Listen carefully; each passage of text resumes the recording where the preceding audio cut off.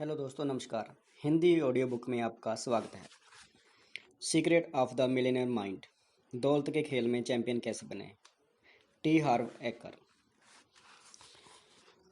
दूसरा प्रभाव, मॉडलिंग। जिस दूसरे तरीके से हमें कंडीशन किया जाता है वह है मॉडलिंग, नकल। जब आप बड़े हो रहे थे तो पैसों के मामले में आपके माता पिता या अभिभावक कैसे थे? क्या उनमें से एक ने या दोनों ने अपने धन का अच्छा प्रबंधन किया या खराब प्रबंधन किया? वह फिजूल खर्च थे या मितव्ययी? वह चतुर निवेशक थे या वह निवेश ही नहीं करते थे? वह जोखिम लेने वाले थे या सुरक्षित मानसिकता वाले थे? उनके पास पैसा टिका रहता था या फिर पैसे के मामले में हमेशा उतार चढ़ाव का सिलसिला चलता रहता था?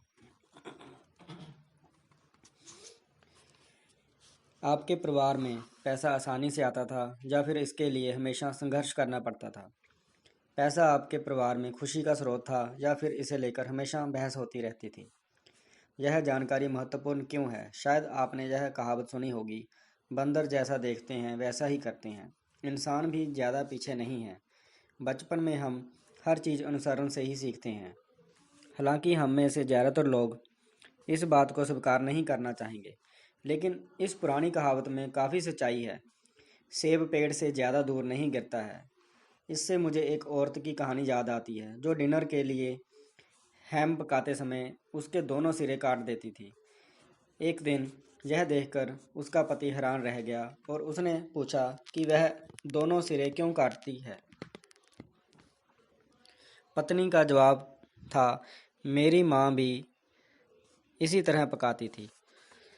संजोग की बात, उस औरत की माँ डिनर के लिए उस रात को उनके घर आ रही थी। उन दोनों ने उनसे पूछा कि वह हैम के दोनों सिरे क्यों काटती है। माँ का जवाब था, मेरी माँ इसी तरह पकाती थी। यह सुनकर उन्होंने नानी से फ़ोन पर पूछने का फ़ैसला किया और पूछा कि वह हैम के दोनों सिरे क्यों काटती थी। उनका जवाब, क्योंकि मेरी कढ़ाई बहुत छोटी थी। सबक यह है कि आमतौर पर हम धन के क्षेत्र में अपने माता या पिता या दोनों के तालमेल के अनुरूप होते हैं। उदाहरण के लिए, मेरे डैडी उद्यमी थे। वह भवन निर्माण के व्यवसाय में थे। वह हर प्रोजेक्ट के में 1 दर्जन से लेकर 100 मकान तक बनाते थे। हर प्रोजेक्ट में ढेर सारा पैसा लगाना पड़ता था। डैडी घर की सारी पूंजी लगा देते थे और बैंक से भारी कर्ज ले लेते थे। हम तब तक कटके ही रहते थे जब तक कि सारे मकान बिक नहीं जाते थे और नकद नहीं आ जाता था। परिणाम स्वरूप हर प्रोजेक्ट के शुरू होते समय हमारे पास पैसा नहीं रहता था और हम गले तक कर्ज में भी डूबे रहते थे। जैसे कि आप अंदाज़ा लगा सकते हैं, इस दौरान डैडी का मूड कोई ख़ास अच्छा नहीं रहता था और ना ही वह उदारता के मूड में रहते थे। अगर मैं उनसे चवन्नी की भी कोई चीज़ मांगता था तो हमेशा उनका जवाब होता था, मैं किस चीज़ से बना हूँ? पैसे से? क्या तुम पागल हो गए हो? जाहिर है मुझे धेला भी नहीं मिलता था, बल्कि मुझसे दोबारा मांगने के बारे में सोचना भी मत कहती कोप दृष्टि मिलती थी। मुझे यकीन है कि आपको भी कभी ना कभी इस तरह का अनुभव हुआ होगा। यह सिलसिला 1-2 साल तक चलता था, जब तक कि मकान अंत बिक नहीं जाते थे। फिर हमारे घर पैसों की बरसात होने लगती थी। अचानक डैडी बिल्कुल बदल जाते थे। वह खुश, दयालु और बहुत उदार हो जाते थे। वह आकर मुझसे पूछते थे कि क्या मुझे कुछ पैसे चाहिए। मेरे मन में तो आता था कि मैं उन्हें उनकी कोप दृष्टि वापस लौटा दूं, लेकिन मैं उतना मूर्ख नहीं था। इसलिए मैं बस आंखें मटका कर कह देता था, हाँ डैडी, धन्यवाद। फिर हमारी ज़िंदगी अच्छी तरह से चलती थी, जब तक कि वह भयंकर दिन नहीं आ जाता था जब डैडी घर आकर यह घोषणा करते थे, मुझे एक अच्छी ज़मीन मिल गई है, हम वहाँ पर मकान बनाने जा रहे हैं। मुझे अच्छी तरह याद है, यह सुनकर मैं कहता था, बहुत बढ़िया डैडी, शुभकामनाएं। हालांकि मेरा दिल डूब जाता था, क्योंकि मैं जानता था कि इसके बाद जीवन कितना संघर्षपूर्ण होगा। यह सिलसिला मेरी 6 साल की उम्र से लेकर तब तक लगातार चलता रहा जब मैंने 21 साल की उम्र में हमेशा के लिए अपने माता पिता का घर नहीं छोड़ दिया। फिर यह सिलसिला थम गया था, या कम से कम मुझे ऐसा ही लगा था। 21 साल की उम्र में मैंने पढ़ाई पूरी की और जैसा आपने अंदाज़ा लगा लिया होगा, बिल्डर बन गया। मैं प्रोजेक्ट वाले कई अन्य व्यवसायों में भी गया। ना जाने क्यों थोड़े पैसे कमाने के कुछ समय बाद ही मैं दोबारा कड़का हो जाता था। मैं दूसरे बिजनेस में छलांग लगा देता था और खुद को दुनिया के शिखर पर समझने लगता था। लेकिन साल भर बाद ही मैं खाई में पहुंच जाता था। उतार चढ़ाव का यह सिलसिला लगभग 10 साल तक चलता रहा। तब जाकर मुझे एहसास हुआ कि शायद समस्या मेरा चुना हुआ बिजनेस नहीं है, मेरे चुने हुए पार्टनर नहीं हैं, मेरे कर्मचारी, अर्थव्यवस्था की स्थिति या अच्छी स्थिति में छुट्टी मनाने या आराम करने का मेरा निर्णय नहीं है। मैं आखिरकार पहचान गया कि शायद मैं अचेतन रूप से अपने डैडी की उतार चढ़ाव भरी आमदनी के पैटर्न को दोहरा रहा था। मैं बस ईश्वर का शुक्रिया अदा कर सकता हूँ कि मैंने वह सीख लिया जो आप इस पुस्तक में सीख रहे हैं। मैं खुद को रिकंडीशन करके इस उतार चढ़ाव भरे मॉडल से बाहर निकला और मैंने लगातार बढ़ने वाली आमदनी हासिल की। आज जब सब कुछ अच्छा चल रहा होता है, तब भी मेरे मन में व्यवसाय बदलने और इस प्रक्रिया में खुद का नुकसान करने की सनक उठती है। लेकिन अब मेरे मस्तिष्क में एक और फाइल है जो इस भावना को देखकर कहती है, अपनी बात रखने के लिए धन्यवाद। अब हम दोबारा अपने काम पर ध्यान केंद्रित करते हैं। एक अन्य उदाहरण ऑरलैंडो, फ्लोरिडा के मेरे सेमिनार का है। हमेशा की तरह लोग ऑटोग्राफ लेने, हेलो कहने या धन्यवाद देने के लिए एक एक करके मंच पर आ रहे थे। मैं एक बूढ़े आदमी को कभी नहीं भूल पाऊंगा क्योंकि वह सुबकता हुआ आया। वह मुश्किल से सांस ले पा रहा था और आस्तीन से अपने आंसू पोंछ रहा था। मैंने उससे पूछा कि क्या गड़बड़ हो गई। उसने कहा, मेरी उम्र 63 साल है और मैं काफ़ी लंबे समय से पुस्तकें पढ़ रहा हूँ और सेमिनारों में जा रहा हूँ। मैंने हर वक्ता की बातें सुनी हैं और उनकी सिखाई हर चीज़ आजमा कर देखी है। मैं शेयर बाज़ार, रियल एस्टेट समेत हर क्षेत्र को आजमा कर देख चुका हूँ। मैं दर्जनों बिजनेस कर चुका हूँ। मैं दोबारा यूनिवर्सिटी जाकर MBA कर चुका हूँ। मेरे पास आम लोगों से 10 गुना ज़्यादा ज्ञान है, लेकिन मैं आज तक कभी आर्थिक दृष्टि से सफल नहीं हो पाया। मेरी शुरुआत हमेशा अच्छी होती है, लेकिन अंत में मैं खाली हाथ ही रह जाता हूँ। इतने वर्षों में मुझे इसका कारण कभी पता नहीं चल पाया। मैं सोचता था कि शायद मैं मूर्ख हूँ, लेकिन आज सब कुछ बदल गया। आपकी बातें सुनने और आपके बताए काम करने के बाद मुझे आखिरकार सच्चाई पता चल गई। मुझ में कोई गड़बड़ नहीं है। मेरे दिमाग में तो मेरे डैडी का धन का ब्लूप्रिंट था और वही मेरे विनाश का कारण बना। मेरे डैडी ने मंदी के युग का सामना किया था। हर दिन वह काम खोजने या सामान बेचने की कोशिश करते थे, लेकिन शाम को खाली हाथ घर लौटते थे। काश मुझे 40 साल पहले मॉडलिंग, अनुसरण और धन संबंधी कंडीशनिंग के बारे में पता चल जाता। मेरा इतना सारा वक्त, ज्ञान और सीखना तो बर्बाद नहीं होता। इसके बाद वह फूट फूट कर रोने लगा। मैंने जवाब दिया, ज्ञान पाने में आपने जो समय लगाया है वह बर्बाद कहाँ हुआ है। यह ज्ञान तो आपके मस्तिष्क में सोया हुआ है। यह तो मस्तिष्क बैंक में इंतजार कर रहा है, अवसर के बाहर निकलने का इंतजार कर रहा है। अब जबकि आपने सफलता का ब्लूप्रिंट बना लिया है, तो आपकी सीखी हर चीज़ काम आ सकती है और आप बड़ी तेज़ी से सफलता के आकाश में पहुंच सकते हैं। हम में से ज़्यादातर लोग जब सच्चाई सुनते हैं तो जान जाते हैं। वह आदमी दोबारा बेहतर महसूस करने लगा और गहरी सांसें लेने लगा। फिर उसके चेहरे पर एक चौड़ी मुस्कान खिल गई। उसने मुझे ज़ोर से गले लगाकर कहा, धन्यवाद, धन्यवाद, धन्यवाद। आखिरी बार जब मुझे उस आदमी की चिट्ठी मिली थी तो उसके जीवन में हर चीज़ बहुत अच्छी चल रही थी। पिछले 18 महीनों में वह इतनी सारी दौलत कमा चुका था जितनी उसने पिछले 18 सालों में भी नहीं जोड़ी थी। मुझे सुनकर बहुत अच्छा लगा। हो सकता है आपके पास दुनिया का सारा ज्ञान और योग्यता हो, लेकिन अगर आपका ब्लूप्रिंट सफलता के लिए निर्धारित नहीं है तो आप वित्तीय दृष्टि से असफल ही रहेंगे। अक्सर हमारे सेमिनारों में ऐसे प्रतिभागी आते हैं जिनके माता पिता दूसरे विश्व युद्ध में भाग ले चुके हैं, जब मंदी के दौर में रह चुके हैं। उन लोगों को प्राय झटका लगता है जब उन्हें यह एहसास होता है कि उनके माता पिता के अनुभवों ने उनके धन संबंधी विश्वासों और आदतों को कितना ज़्यादा प्रभावित किया है। कुछ लोग पागलों की तरह खर्च करते हैं क्योंकि पैसा कभी भी डूब सकता है, इसलिए जब तक इसका आनंद लेने का मौका है तब तक ले लो। बाकी लोग इसके उल्टे रास्ते पर जाते हैं। वह अपने पैसे को दांतों से पकड़ कर रखते हैं और मुश्किल समय के लिए बचाते हैं। बुद्धिमानी की सलाह। मुश्किल समय के लिए बचत करने का विचार अच्छा तो लगता है, लेकिन यह जान लें कि इससे बड़ी समस्याएं भी उत्पन्न हो सकती हैं। हम अपने एक अन्य कोर्स में इरादे की शक्ति का सिद्धांत भी सिखाते हैं। अगर आप मुश्किल समय के लिए पैसा बचा रहे हैं तो आपको क्या मिलेगा? मुश्किल समय। इसलिए ऐसा करना छोड़ दें।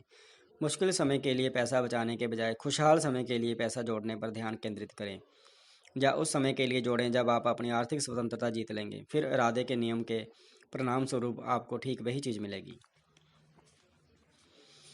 पहले हमने कहा था कि धन के क्षेत्र में हम में से ज़्यादातर लोग अपने एक या दोनों अभिभावकों के समान होते हैं। लेकिन इस सिक्के का दूसरा पहलू भी है। हम में से कुछ लोग अपने एक या दोनों अभिभावकों के बिल्कुल विपरीत हो जाते हैं। ऐसा क्यों होता है? क्या क्रोध और विद्रोह जैसे शब्दों की घंटी बजती है? संक्षेप में यह बात इस बात पर निर्भर करता है कि आप उनसे कितने नाराज़ हैं। दुर्भाग्य से बचपन में हम अपने माता पिता से यह नहीं कह सकते, मम्मी डैडी आप लोग बैठ जाएं, मैं आपके साथ एक गंभीर मुद्दे पर चर्चा करना चाहता हूँ। आप लोग जिस तरह से अपने पैसे या ज़िंदगी का प्रबंधन करते हैं वह मुझे अच्छा नहीं लगता है। इसलिए बड़ा होने के बाद मैं अलग तरीके से काम करूँगा। मुझे उम्मीद है कि आप समझ गए होंगे। अच्छा, शुभ रात्रि और सुखद स्वप्न। नहीं नहीं नहीं, ऐसा नहीं होता है। इसके बजाय जब हमारे बटन दब जाते हैं तो हम आम तौर पर बौखला जाते हैं और इस तरह की बात सोचने लगते हैं, मैं आपसे नफरत करता हूँ, मैं कभी आप जैसा नहीं बनूंगा। बड़ा होकर मैं अमीर बनूंगा, फिर मैं अपनी हर मनचाही चीज़ पा लूँगा, चाहे वह आपको पसंद हो या ना हो। इसके बाद हम अपने बेडरूम की तरफ भागते हैं, धड़ाम से दरवाज़ा बंद करते हैं और भड़ास निकालने के लिए अपने तकिए या किसी और चीज़ पर मुक्के मारने लगते हैं। गरीब परिवारों में पले कई लोग गरीबी को लेकर नाराज और विद्रोही हो जाते हैं। अक्सर वह या तो घर से निकलने के बाद अमीर बन जाते हैं या कम से कम उनमें ऐसा करने की प्रेरणा तो होती है।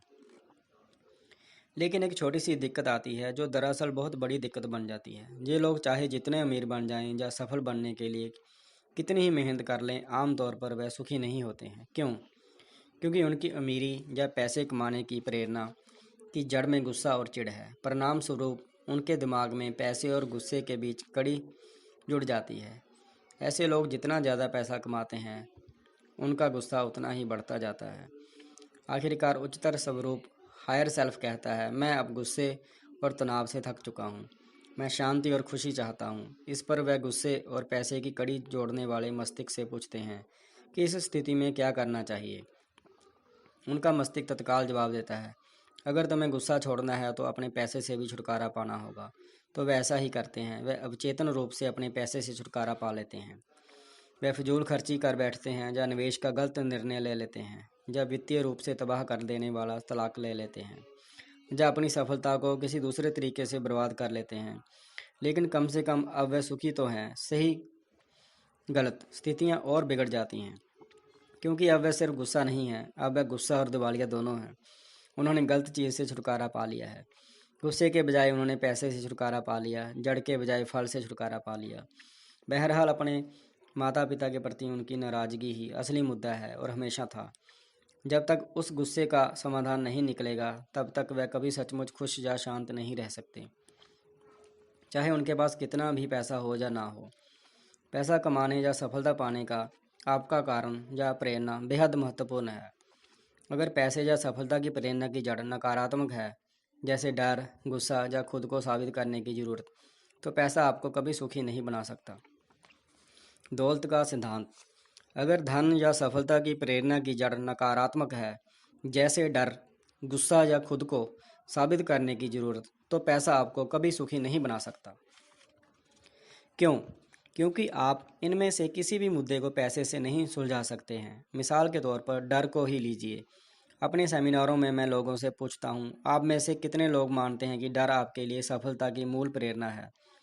ज़्यादातर लोग अपने हाथ नहीं उठाते हैं। बहरहाल इसके बाद मैं पूछता हूँ, आप में से कितने लोग मानते हैं कि सुरक्षा आपके लिए सफलता की मुख्य प्रेरणा है? लगभग हर हाथ व्यक्ति का ऊपर उठ जाता है। लेकिन एक बात समझ लें, सुरक्षा और डर एक ही चीज़ से प्रेरित होते हैं। सुरक्षा की चाह असुरक्षा से उत्पन्न होती है, जिसका आधार डर है। तो क्या ज़्यादा पैसे से डर चला जाएगा? काश ऐसा होता, लेकिन ऐसा बिल्कुल नहीं होता है। क्यों? क्योंकि पैसा समस्या की जड़ नहीं है, समस्या की जड़ तो डर है। इससे भी बुरी बात यह है कि डर सिर्फ समस्या नहीं है, यह तो एक आदत है। इसलिए ज़्यादा पैसे कमा लेने के बाद हमारे डर का सिर्फ प्रकार बदलता है। कड़की के दौर में हमें सबसे ज़्यादा डर यह लगता था कि हम कभी सफल नहीं हो पाएंगे या हमारे पास पर्याप्त पैसा नहीं रहेगा। सफल होने के बाद हमारा डर आमतौर पर बदलकर यह हो जाता है, अगर मेरी कमाई सारी दौलत चली गई तो क्या होगा, या हर व्यक्ति की निगाह मेरी दौलत पर है, या मुझे ढेर सारा टैक्स देना पड़ेगा। संक्षेप में, जब तक हम मुद्दे की जड़ तक नहीं पहुंचते हैं और डर को ख़त्म नहीं करते हैं, तब तक चाहे कितना भी पैसा आ जाए कोई फ़ायदा नहीं होगा। जाहिर है, अगर हमारे सामने विकल्प मौजूद हों तो हम में से ज़्यादातर लोग दौलतमंद बनने के बाद उसे गंवाने का विकल्प चुनेंगे, बजाय इसके कि हमारे पास बिल्कुल भी पैसा ना हो। लेकिन दोनों ही तरीके ज़्यादा समझदारी भरे नहीं हैं। कई लोगों को वित्तीय सफलता पाने की प्रेरणा खुद को पर्याप्त अच्छा साबित करने की चाह से मिलती है। इस पुस्तक के खंड 2 में हम इस चुनौती पर विस्तार से बात करेंगे, लेकिन फ़िलहाल बस इतना समझ लें कि ढेर सारी दौलत भी आपको पर्याप्त अच्छा साबित नहीं कर सकती। पैसा आपको वह नहीं बना सकता जो आप पहले से नहीं हैं। एक बार फिर, डर की तरह ही हमेशा खुद को साबित करने का मुद्दा आपकी स्वाभाविक जीवन शैली बन जाता है। आपको यह एहसास ही नहीं होता है कि यह आपको भगाए जा रहा है। आप खुद को बहुत सफल, मेहनती, संकल्पवान मानते हैं और ये सारे गुण अच्छे हैं। इकलौता सवाल है, क्यों? वह मूल इंजन क्या है जो इस सब को चला रहा है? जो लोग खुद को पर्याप्त अच्छा साबित करने की प्रेरणा से संचालित होते हैं, उन्हें ढेर सारा पैसा भी अंदरूनी दर्द से राहत नहीं दे सकता। वह हमेशा यह सोचते रहेंगे कि वह और उनके जीवन की हर चीज़ पर्याप्त अच्छी नहीं है। पैसे या किसी भी चीज़ की कितनी ही मात्रा ऐसे लोगों के लिए कभी पर्याप्त नहीं होगी जो महसूस करते हैं कि वे खुद पर्याप्त अच्छे नहीं हैं। एक बार फिर, यह सब आप ही पर निर्भर है। याद रखें, आपका बाहरी संसार आपके अंदरूनी संसार का प्रतिबिंब है। अगर आपको यकीन है कि आपके पास पर्याप्त नहीं है, तो आप इस विश्वास को सही साबित करते हुए उस वास्तविकता को उत्पन्न करेंगे जिसमें आपके पास पर्याप्त नहीं होगा। दूसरी ओर, अगर आप यकीन करते हैं कि आपके पास पर्याप्त है, तो आप इस विश्वास को सही साबित करते हुए प्रचुरता उत्पन्न कर लेंगे। क्यों? क्योंकि आपकी जड़ प्रचुरता है और यह आपकी स्वाभाविक जीवन शैली बन जाएगी। गुस्से, डर और खुद को साबित करने जैसी चीज़ों को पैसे की प्रेरणा ना बनाएं। इसके बजाय आप उद्देश्य, योगदान और खुशी की नई प्रेरणा बना सकते हैं। अगर आप ऐसा कर लेते हैं तो आपको सुखी होने के लिए कभी भी पैसे से छुटकारा पाने की ज़रूरत नहीं होगी। विद्रोही या अपने माता पिता का विरोधी होना हमेशा समस्या नहीं होती है। इसके विपरीत, अगर आप विद्रोही हैं, अक्सर दूसरे नंबर पर पैदा होने वाले बच्चों के साथ ऐसा होता है, और पैसे के क्षेत्र में आपके माता पिता की आदतें खराब थी, तो शायद यह अच्छा है कि आप उनकी विपरीत दिशा में चल रहे हैं। दूसरी तरफ, अगर आपके माता पिता सफल थे लेकिन आप उनके खिलाफ विद्रोह कर रहे हैं, तो आप गंभीर आर्थिक कठिनाइयों में फंस सकते हैं। दोनों ही तरह से यह पहचानना महत्वपूर्ण है कि पैसे के क्षेत्र में आप अपने माता पिता के कितने अनुरूप हैं। परिवर्तन के कदम, मॉडलिंग, अनुसरण, जागरूकता। धन दौलत के मामले में अपने माता पिता की आदतों के बारे में विचार करें। लिख लें कि आप किस तरह उनमें से किसके अनुरूप या विपरीत हो सकते हैं। समझ, अपने वित्तीय जीवन पर इससे पड़ने वाले प्रभाव को लिख लें। अलगाव, क्या आप देख सकते हैं कि यह जीवन शैली आपने सिर्फ सीखी है और यह आपका सच्चा स्वरूप नहीं है? क्या आप देख सकते हैं कि आपके पास इसी पल बदल जाने का विकल्प मौजूद है? घोषणा, दिल पर हाथ रखकर कहें, पैसे के क्षेत्र में मैं उनका अनुसरण कर रहा था, अब मैं अपना रास्ता खुद चुनता हूँ। पैसे के क्षेत्र में मैं उनका अनुसरण कर रहा था, अब मैं अपना रास्ता खुद चुनता हूँ। अपने सिर को छूकर कहें, मेरे पास मिलियनेयर मस्तिष्क है। धन्यवाद। आपका दिन शुभ रहे।